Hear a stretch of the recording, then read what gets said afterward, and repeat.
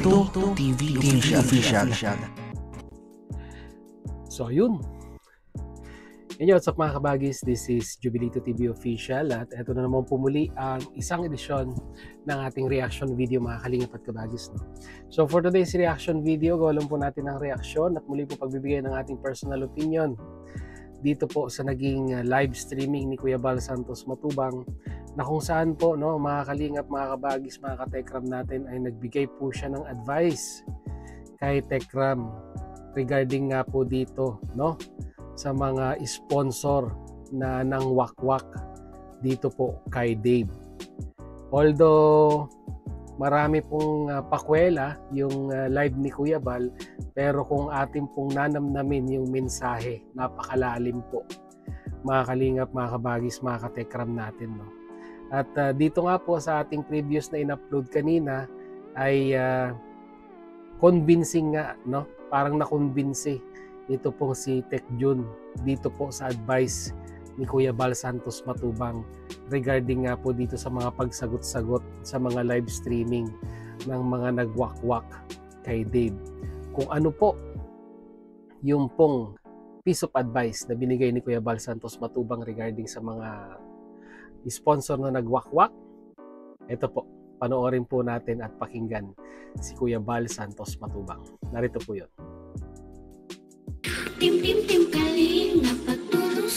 Para po mag-advise at mag-warning.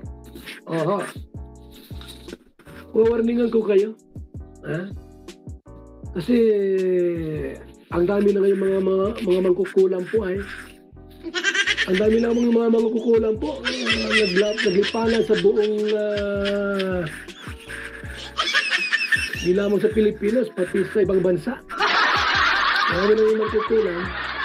Pati utak ng bata, utak ninyo ay nalalason. Nalalason po, mga kaibigan. Huwag niyo pong pakinggan ang hindi official na or kadugo ng sino man. Like me po, tulad ko, nung winakwak nila si Rina, hindi ako nakikinig sa kanila. Yung mga ablo. Hindi po. Wala silang time sa akin po, mga kaibigan. Wala pong panahon sa kanila. Sino po ang aking pakikinggan? Yung inalaang.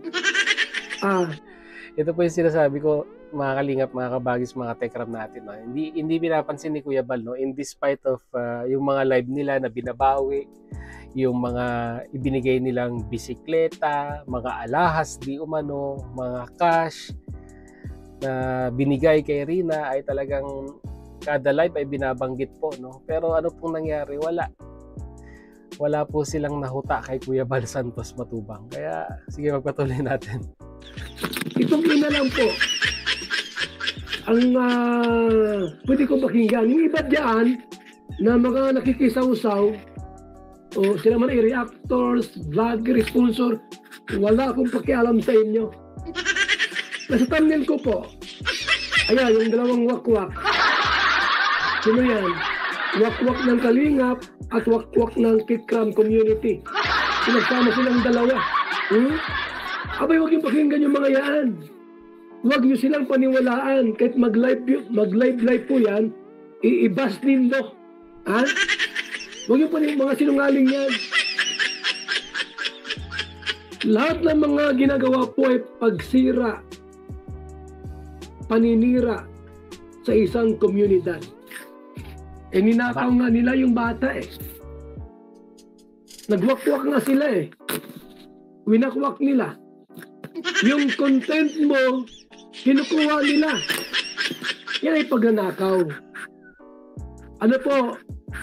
Yung hindi sa kanila, kinukuha po nila. At kinukontent. Kinukontent nila yan. Para, ano sabi nila? Abay, salamat sa mga viewers ko. Lumaki ang revenue ko. Ito po mga kaibigan na ito'y advice ko lang kay Tikram, sa kanyang mga kasama dyan. Huwag nyo pong pahalagahan. Huwag nyo pong tingnan or pakinggan ito like si Lola Daisy, Lola D, o sino man sa mga sponsors. Huwag nyong bigyang pansin yan. Huwag nyo silang tingnan. Hindi silang official na pwedeng kausapin tungkol dito. Dalawa lang. Either si Dave o yung mama niya. Okay. Para maging maayos ang lahat. Walang sinumang pwedeng mamagitan dito. Hindi. Paano yun, Kuya Val, pag ayaw makipag-usap ni Dave o kaya ni Nanay Apple? So, anong gagawin natin doon? Paano na yon? Po ang mga sponsors. Huwag nyo silang paniwalaan ni pakinggan man ang mga live nila. Mga sinungaling sila. Ha? Ayan po. Kasi pagka yan ay pinapalagahan ninyo, yung mga content nyo galing kay Daisy. Mag-live si Daisy, natatakot kayo. Mag-live si Daisy, kinukuha ninyo. Hindi po. Ha? Burahin nyo na po yan. Huwag nyo lang tinda niya kasi basura po yan ang ganong content. Yan ay paninira po yan. Huwag nyo silang puntahan at panoorin. Mga katikram. Ano, yung lovely DC na yan? Huwag nyo pong panoorin niya mga yaan. Hindi sila mahalaga dito. Dito po ang mahalaga dito, yung bata, si Dave at saka yung ina. Na pwede pong makipag-usap kung gustong magipag-ayos. Huwag po sa mga sponsors. Grabe talaga. Straight to the point talaga magsalita to si Kuya Val. No? Talagang real talk. Talagang walang kwanto si Kuya Val. Pag magsalita, walang pasintabi to. Wala akong pakialam kung may masasagasa. Sabi ko sa inyo, ha? Huwag po. Mga outsider yan eh. Mga outsider yan, mga yaan. Wala silang bahagi. Wala silang karapatan. Ninuman. Isa man sa kanila, sa bata, o kay Dave. O sabihin na natin nandoon sila, nandiyan si Dave, anong pakialam ko dyan? Kung nasa inyo. Eh, wakwak nga kayo eh, winakwak nyo nga. Diba? Winakwak nyo nga.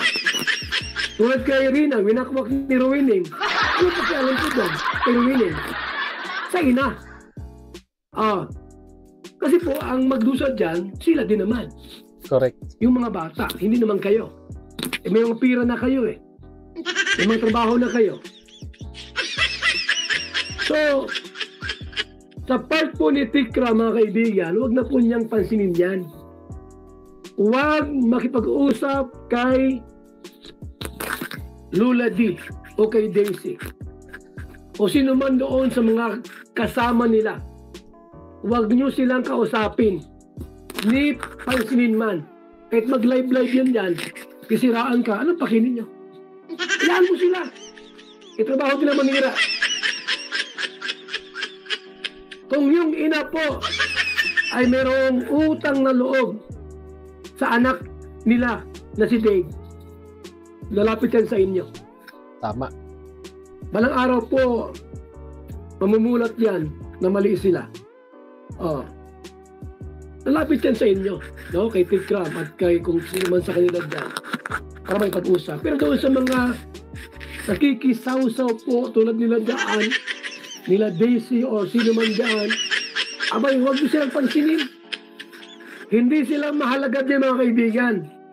Kahit mag-demand na sila, wala silang pakialam. Wala silang power para mag-demanda. Wala po. Tandaan nyo po yan. Walang power ang mga sponsor para magdemanda. Magdemanda kayo. Anong nidemanda nyo? Ano kay Tikram? Ang nidemanda nyo, yung pera ninyo?